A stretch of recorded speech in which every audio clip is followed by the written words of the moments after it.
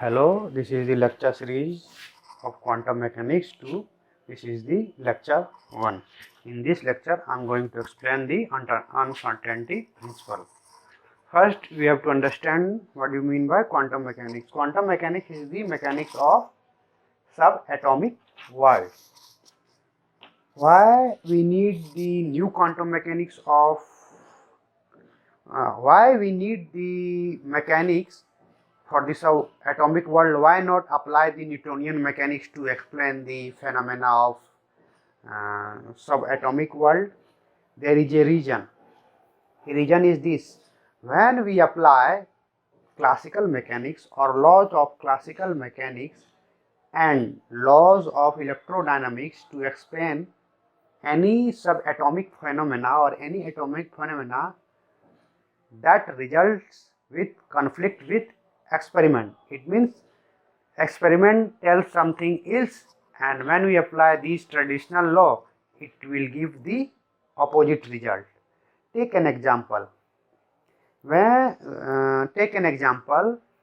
know that according to classical electrodynamics, any charged particle when in motion or any accelerated charged particle in motion, it emits electromagnetic wave continuously. It means it will lose energy. And when we apply that concept to an atom, we will soon discover that the revolving electron will spiral and fall into the nucleus. It means the atom is unstable. It means according to classical electrodynamics, an atom is unstable.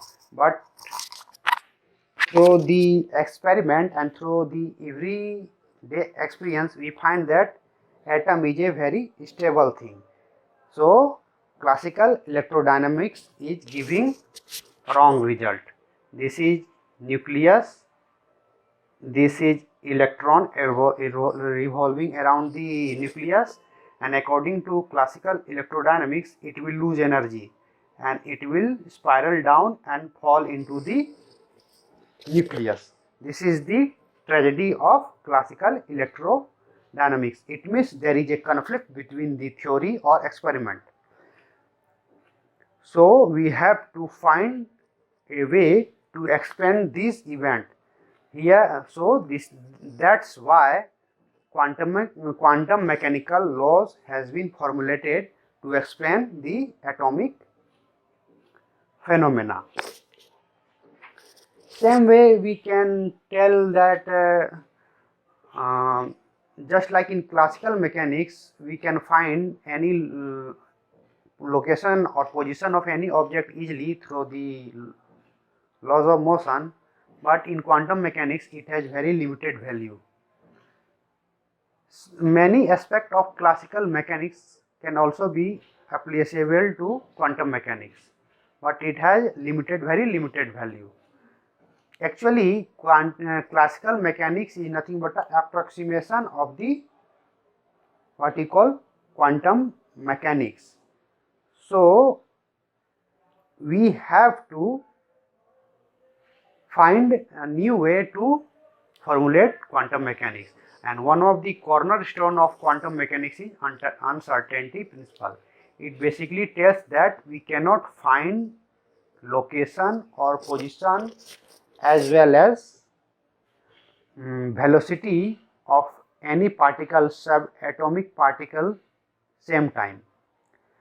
Take an example. Suppose there is a subatomic particle, this one. This is the subatomic particle. To find the location of that subatomic particle, we have to send a signal towards that subatomic particle, and it will reflect, and through this we find a particle.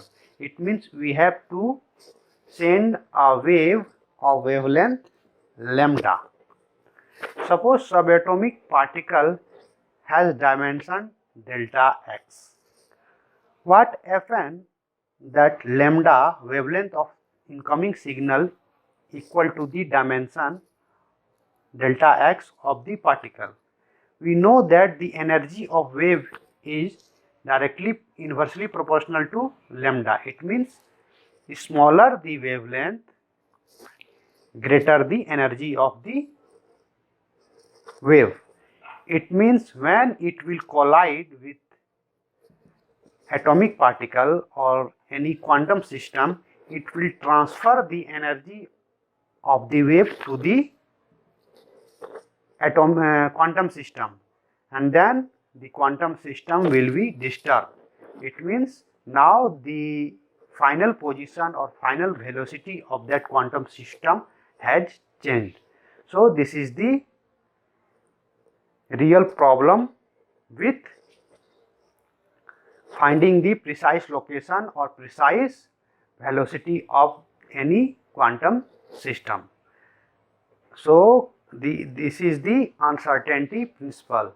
We cannot find the exact location as well as exact what you call velocity. It means we only calculate the probability of occurring any event in the subatomic world. Suppose there is a quantum system. It can be a electron, proton or neutron or any subatomic event. To find that or characteristic of any quantum system, we have to use an apparatus which follows classical mechanics. Any interaction of classical system which is apparatus with quantum system will disturb the quantum system, will disturb the or will alter the initial state of the quantum system. This is the conclusion of uncertainty principle. There is a particle E which has location x t in this space. We don't know. We use simply a apparatus to find that location. Uncertainty principle tells that it will disturb the position as well velocity of that quantum system. It means there is a limiting value how much we can calculate the position as well as velocity of that quantum system. And in quantum mechanics we cannot calculate coordinate and velocity of any quantum system, but there are some physical quantities which can be calculated. Those physical quantities which can be measured using the apparatus or calculated is called observables. It means like energy of that quantum system.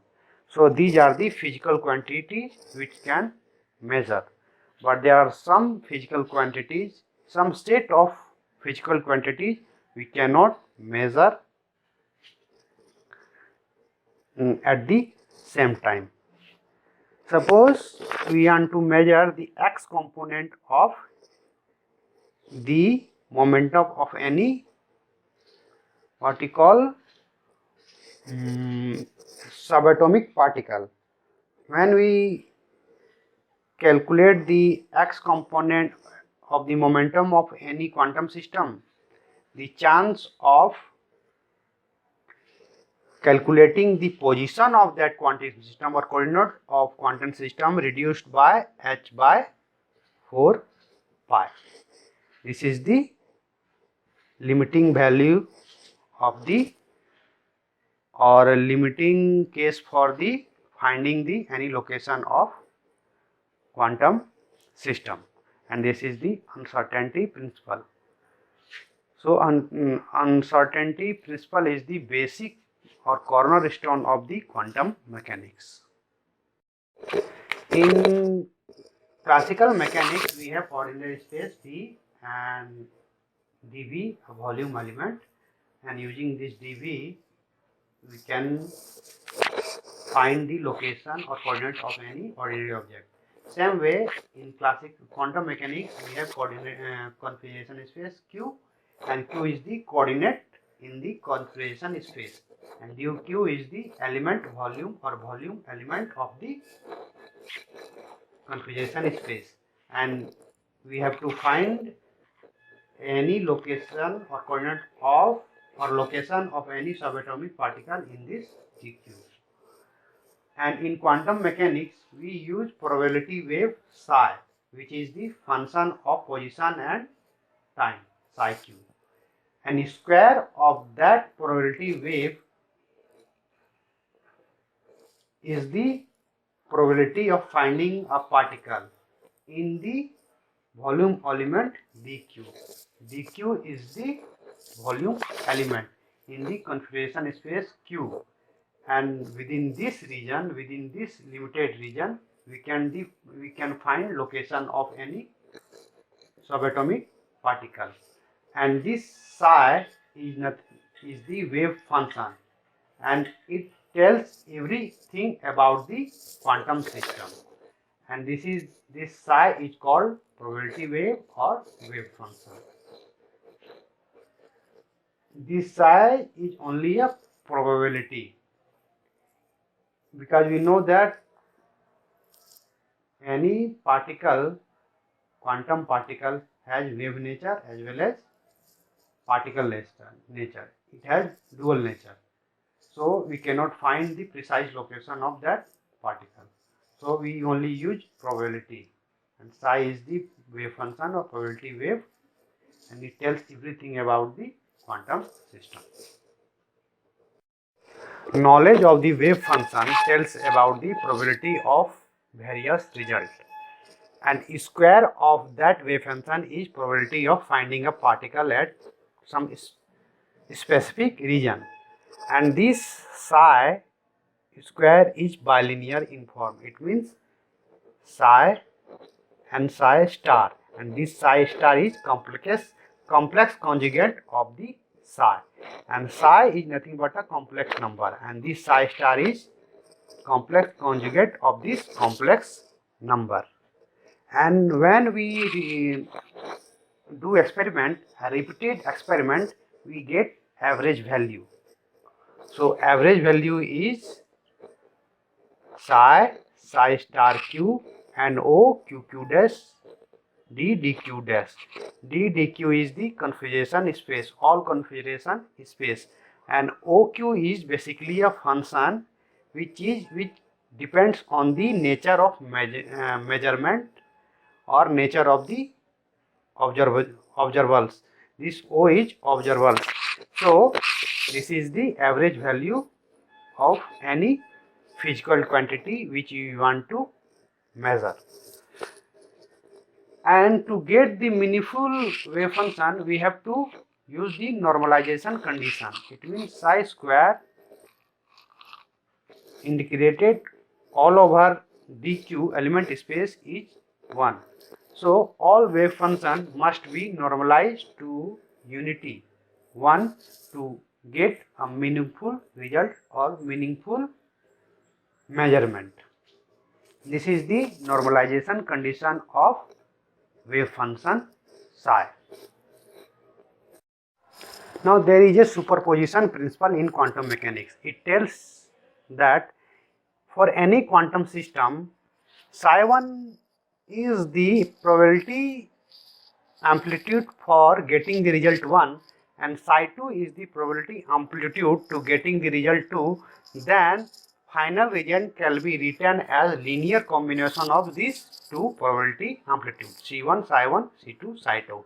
It means we can write any quantum probability amplitude or probability wave of any quantum system as superposition of two different probability waves. This is the conclusion of principle of superposition. And again, there is second thing is that suppose there is a quantum system and it has two parts. One part has coordinate q1, another part has coordinate q2. Then the overall probability amplitude of this quantum system is multiplication of individual probability wave. So psi 1 2 is equal to psi 1 q1 dot psi 2 q2. So it can be written as product of the probability parts of the probability wave. This is the principle of superposition. And the next video we will talk about the operator, and using the operator we can calculate various physical quantity and we can measure that quantity with experiment.